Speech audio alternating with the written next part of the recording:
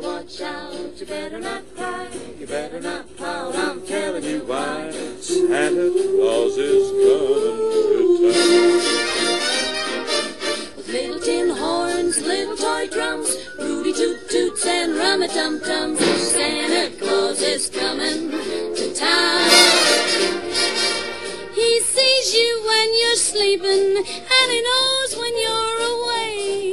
He knows if you've been bad or good, so be good for goodness sake. You better watch out. You better not cry. You better not pout. I'm telling you why. Santa Claus is coming. You mean the big fat man with the long white beard? He's coming to town. You're listening to Laugh Out Loud with Dave and Gigi.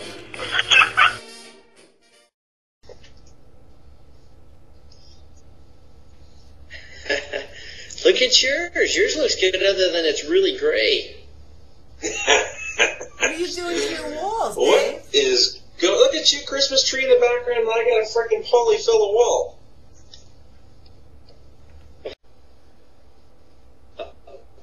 Oh no. Let me move into the office or something. I have an echo and it's loud. Faith's trying to go to sleep, so I'm losing my Christmas tree decor. This would be cool. I could just go walking around. Dave did this once. He went to the bathroom. As long as you don't end up in the bathroom, you're okay. No, we'll stay clear of the bathroom. I think I'd end up with a really bad echo in the bathroom. Lots of flushing sounds. I'm getting dizzy, man. Just watching. Now you know what we went through when you were doing it. I could just walk around like this thing. It's like one of those things that's mounted on my chest. I could be just like, yeah, it's going good.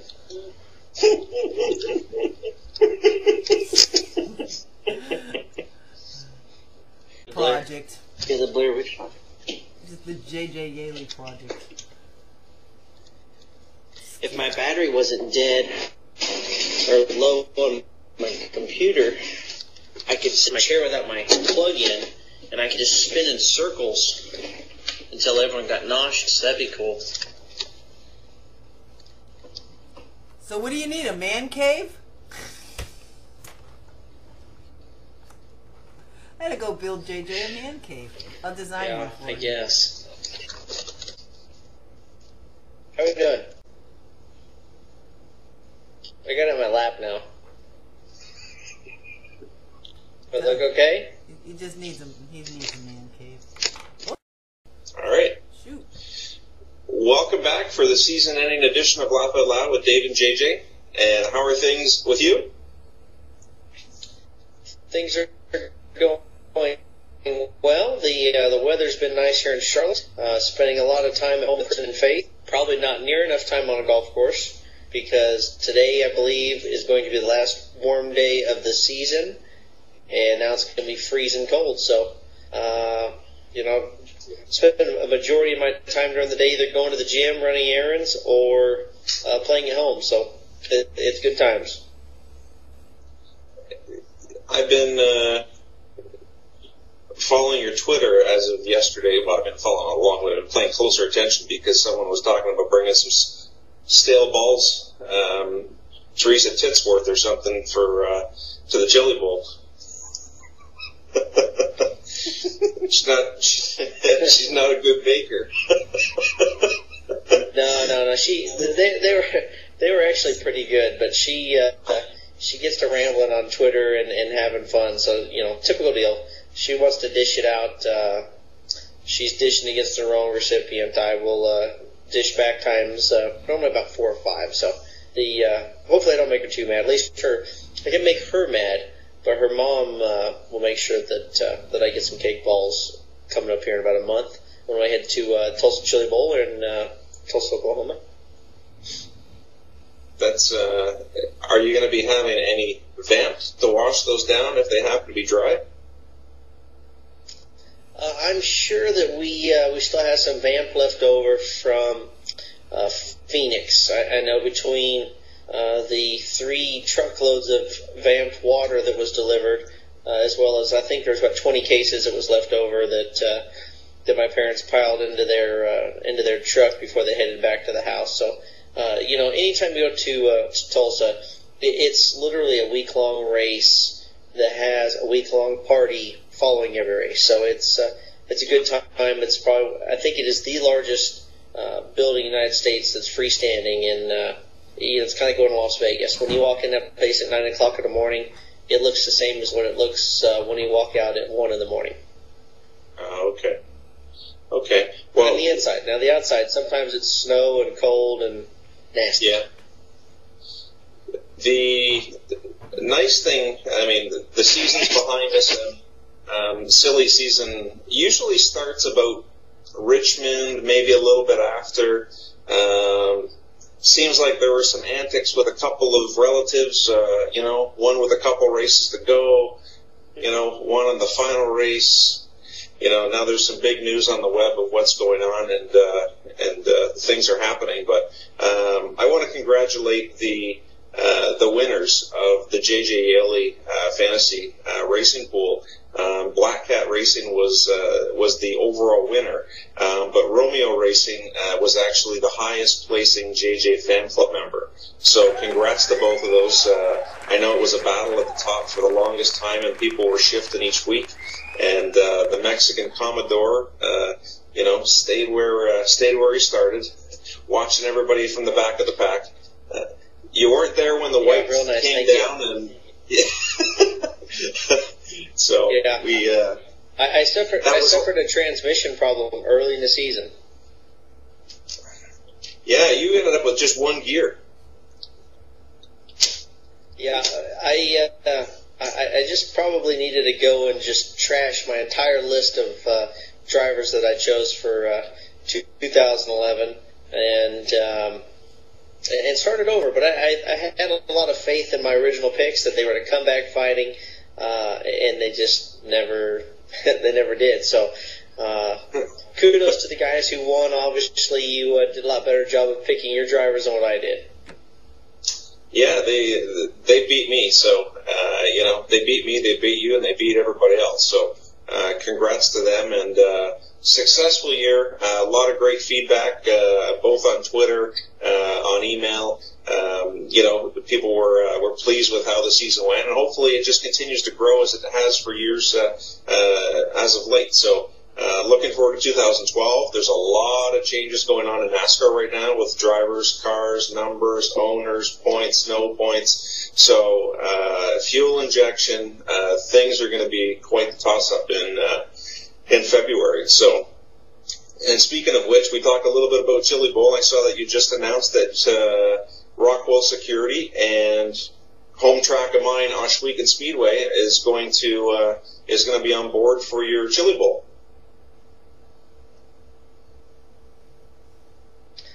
They are, and really pleased about that. It's such a great event. I've been going there as a little kid, and I think I've participated in about maybe 18 of the 26 Chili Bowls that they've had, and typically you're thrashing back and forth. I know that I've heard that Casey is not going to run this year due to the fact that Daytona testing will be going on, and it can still be done. It's just difficult getting back and forth between the Daytona schedule and the week that you spend in Tulsa.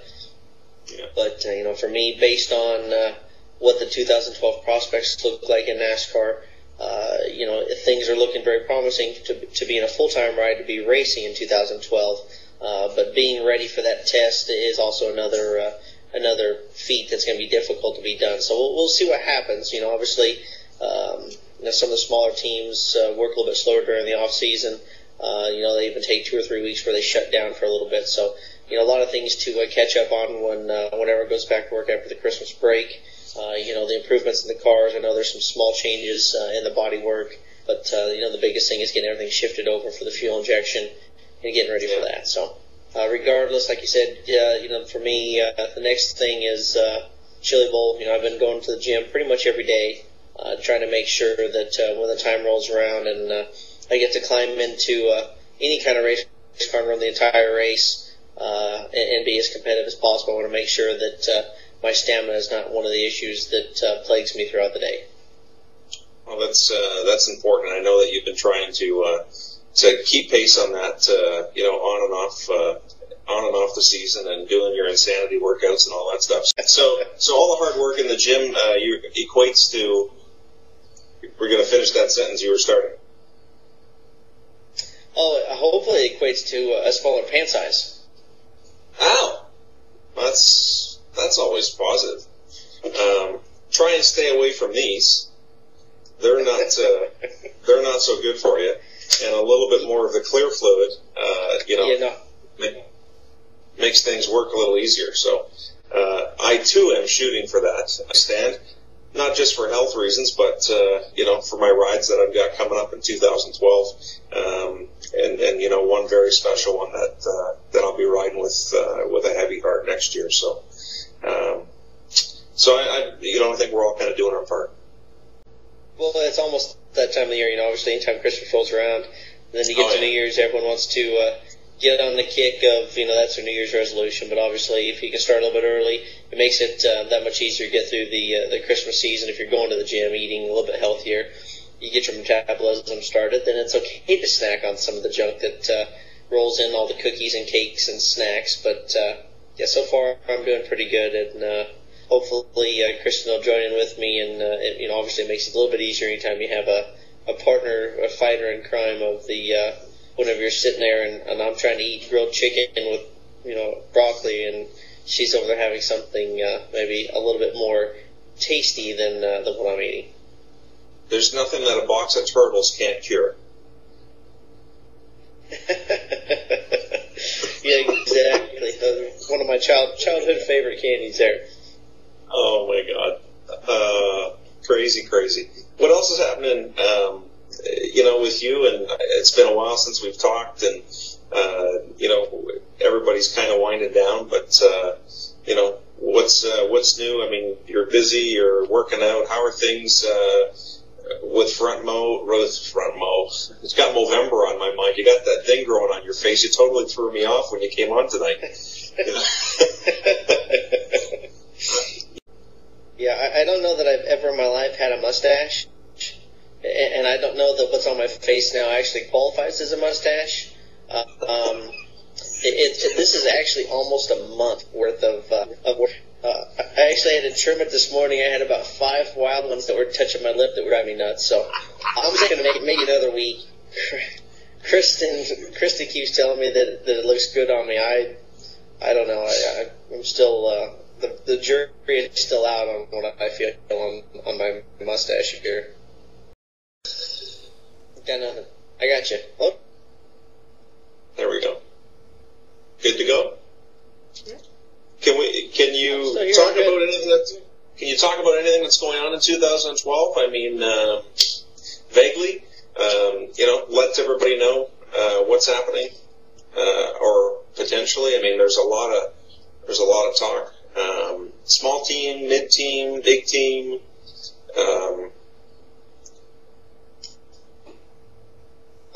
Right now, I mean, it's still difficult. Obviously, there's 2 different prospective sponsors that are large enough they can make something happen with one of the more top tier teams. Right. And obviously a lot of that depends on a dollar amount. That being said, regardless if there's any sponsorship, at the same time, there's been conversations with teams that are not the top 35 in points, more than one team that are very interested in moving forward with me driving for them in 2012. So, 2 weeks ago it was looking really good, and then, a week later it was looking a little more dismal. Then, it's like a roller coaster of what's available, who's interested, who's not interested, and where it's going. So, I know as we get further into December, you're going to get a lot of teams making, more aggressive moves towards the driver. I think everyone's sitting around waiting to see if drivers come up with any kind of sponsorship dollars, if they're able to secure some of their sponsorship dollars on their own. And no one really wants to back themselves into a corner to where they settle into a situation that they're not comfortable with from, a competition side, a personality side, whatever it may be. the big thing is everyone's just trying to wait until they can put together what they feel is the best package to move forward with in 2012 and be competitive. Yeah, I mean, I guess that's what's important, right? In jumping from Whitney to front row, seeing you in the 38, seeing you qualify in the 55, to have the 38 end up back in the top 35 ahead of the 71, that's huge. I mean, it says a lot for that organization. And not just you as a driver, but the teamwork that was put together, including the sponsors that allowed you guys to go out there and actually achieve what you needed to do. It's a lot better going into Daytona knowing that you're locked into the first 5 races than not. And especially from a sponsorship point of view. So to know that you're, starting off with the biggest race of the year, you're guaranteed a spot in the 500. So. Right. And the other thing is, I think we proved in the handful of races that I ran in the 38 that, we can put together a pretty good run. Nothing against Front Row Motorsports, but, they're a team that runs on a lot smaller shoestring budget, and we were capable of running, against teams that are heavily funded multi-car teams. So, based on not making any huge improvements and me coming back and racing in 38 or 34, whatever the situation is in 2012, I think that takes us from a team that's going to consistently run in the low 20s to a team that can consistently run in the teens, and hopefully at some point making some of the improvements that really aren't going to cost a lot, get us closer to, getting some top 10 finishes that are non-restrictor plate races. I think those are still, regardless whatever NASCAR tries to do, I think that all the restrictor plate tracks are still wide open for any kind of lucky situation going out there and running. I mean, when you look at it, it doesn't matter if you're on a half mile or a 2 mile weather. How much has that played? We watched you sit under a red flag condition, thinking that the first time Vamp was on the track, they were going to get a victory. And then the gods above said, not yet, JJ, just a little bit longer. And we had to wait that out. But I just want to go back to Phoenix because we haven't talked for quite a while, and the car absolutely looked incredible. Scott Bates, what a great guy. I can't say enough. I've read so much on the web, and that's absolutely awesome's not even the word. It's incredible what he can do and what he's done with the cards that he's been dealt. Very, very, very talented guy. Incredible looking car. Dream come true, I'm sure. That's all he spoke about on Twitter was to actually see one of his designs on the racetrack. And he's seen it in ARCA, but the car never made it to the race. So I think you did him proud. You did a lot of the folks that are great fans and followers of his. Obviously, the people at Vamp, Front Row Motorsports, Microsoft 365. I mean, it was an incredible day, and a lot of support and momentum and media coverage around. It was that time it was Remembrance Day weekend, so it's something that we'll all remember for sure. No, it was definitely the feel-good weekend of the year, and the fact that Scott and his entire family were able to come to Phoenix, enjoy the warm weather from the Muskogee, Oklahoma that he lives in, see a car that was beautifully designed. That was the thing I heard all weekend was how cool the race car looked. Yeah, it's all over the web. Huge. Yeah, it is huge. I mean, to put it into perspective, if you were to win the Chili Bowl, how big is that? Oh. Well, I mean, it's huge just for the fact of, I know they haven't sent out the official entry list yet, but I mean, last year there was 275 cars, and they've been averaging over 250 cars for probably the last 5 or 6 years. So the fact that you go through a week-long event to be the winner. I mean, it's other than I think Stewart and in the 26 years, I think there's only maybe there's like 16 different winners. So it just proves to you, how many guys have been able to go back and repeat. It's spread out, right? And it all just. Well, I think Sammy's won the most amount of times, but I mean, other than him, I think there's only maybe 3 other guys or 4 other guys that have well, I take it back. Now that Kevin's done it, I think there's 6 people have won more than one. Everyone else is single winners. It's the equivalent of winning the Olympics. Oh, okay. Okay. If you say so. Yeah. I say so. It's huge. Okay. We'll see. That's the plan, is to go win it. God, I hope so. Last time on the podium? You know what? You make it exciting anyways. Do I know? I finished second in... 07? Huh? 07? 07. And then 07, and I think I finished 5th since then. So I think I've been 2nd, 3rd, 5th, 7th, 9th, 10th. I pretty much got the top 10 lined out except for 1st. All right. Alright, are you guys gonna sing Jingle Bells? No, I know you're going to do something kooky with like people, and I don't want to be the lady this year. I'm not singing Jingle Bells. Nah, whatsoever. No holiday spirit at all. I'm sorry. Let's say goodbye and wish everybody, and we'll talk in the new year. Just so we don't have to do this whole Merry Christmas and you cut in on me. Damn you, Dave. Hello. From me here at Trackside. Oh, see, there you go again. And you just got to wait your turn. D is before J in the alphabet. Well, for me here at Trackside.